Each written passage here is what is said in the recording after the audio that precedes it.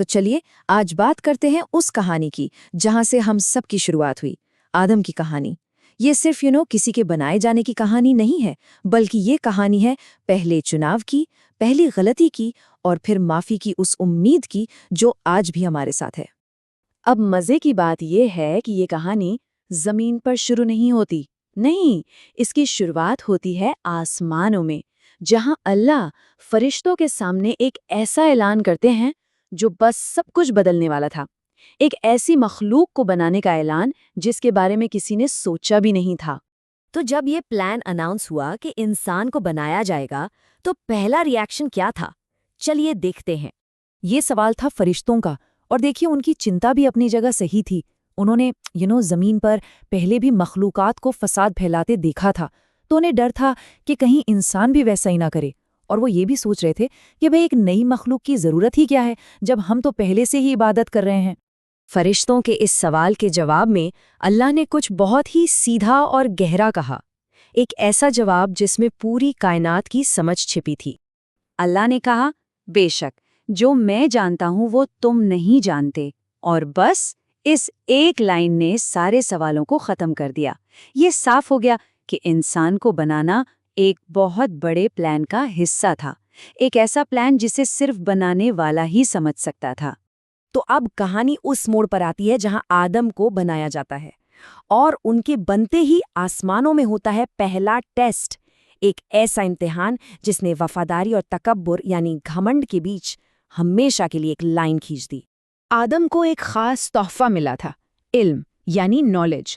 اللہ نے انہیں ہر چیز کا نام سکھایا، ایک ایسا گیان جو فرشتوں کے پاس بھی نہیں تھا، اور یہی تو انسان کی سب سے بڑی طاقت ہے۔ اب دیکھیے ہوا کیا۔ اللہ نے وہی چیزیں فرشتوں کے سامنے رکھیں اور نام پوچھے۔ وہ چپ رہے کیونکہ انہیں نہیں پتا تھا۔ پھر آدم سے پوچھا گیا اور انہوں نے ایک ایک کر کے سب کے صحیح نام بتا دیے۔ اس سے اللہ کا فیصلہ بالکل صحیح ثابت ہوا۔ جب آدم کا یہ علم سب کے سامنے آ گیا تو اللہ نے فرشتوں کو ایک حکم دیا، آدم کو سجدہ کرو۔ ذرا سوچئے، انسانیت کے لیے یہ کتنا بڑا سمان تھا، اور سب نے حکم مانا سوائے ایک کے، ایک ایسی ہستی جو اس وقت تک فرشتوں میں ہی شمار ہوتی تھی، لیکن اس کا غمنڈ اسے لے ڈوبا، اور وہ تھا ابلیس، جسے آج ہم شیطان کے نام سے جانتے ہیں۔ تو شیطان نے انکار کیوں کیا؟ وجہ تھی تکبر، اس کا گھمنڈ۔ اس نے کہا، میں اس سے بہتر ہوں، تو نے مجھے آگ سے بنایا اور اسے مٹی سے۔ اور بس اسی ایک سوچ نے انسان اور شیطان کے بیچ ہمیشہ کی دشمنی پیدا کر دی۔ اب کہانی کا رخ کرتے ہیں اس جگہ کی طرف جسے ہم سب جانتے ہیں، جنت کا باغ، اور وہ ایک پیڑ جو انسان کا پہلا اور سب سے بڑا امتحان بننے والا تھا۔ جنت کی ہر نعمت کے باوجود آدم اکیلے تھے، تو اللہ نے ان کی ساتھی حوا کو بنایا۔ اب دونوں ساتھ تھے، انہیں ہر چیز کی آزادی تھی سوائے ایک چیز کے۔ انہیں صاف صاف کہا گیا تھا کہ بس اس ایک پیڑ کے پاس مت جانا۔ لیکن شیطان تو بدلہ لینے پر تلا ہوا تھا۔ اس نے کیا کیا؟ اس نے آدم اور حوا کے دل میں شک ڈالنا شروع کیا۔ انہیں لالچ دیا کہ اگر یہ پھل کھا لو گے تو ہمیشہ زندہ رہو گے یا فرشتے بن جاؤ گے، اور جھوٹی قسمیں کھا کر یقین دلایا کہ وہ تو ان کا بھلا چاہتا ہے، دشمن نہیں۔ اور آخرکار انسان بہک ہی گیا۔ انہوں نے وہ پھل کھا لیا، اور کھاتے ہی انہیں اپنی غلطی کا احساس ہو گیا۔ وہ جو ایک معصومیت تھی وہ جیسے ختم ہو گئی، اور وہ شرم کے مارے پتوں سے خود کو ڈھکنے لگے۔ تو غلطی تو ہو چکی تھی، لیکن اب جو ہوا نا، اس نے آدم اور شیطان کے راستے ہمیشہ کے لیے الگ کر دیے۔ ایک راستہ تھا معافی کا اور دوسرا گھمنڈ کا۔ تب اللہ نے انہیں پکارا۔ یہ کوئی ڈانٹنے والی آواز نہیں تھی، بلکہ یاد دلانے والی تھی۔ کیا میں نے تم دونوں کو اس پیڑ سے منع نہیں کیا تھا، اور یہ نہیں بتایا تھا کہ شیطان تمہارا کھلا دشمن ہے؟ اور آدم و حوا کا جواب سنیے۔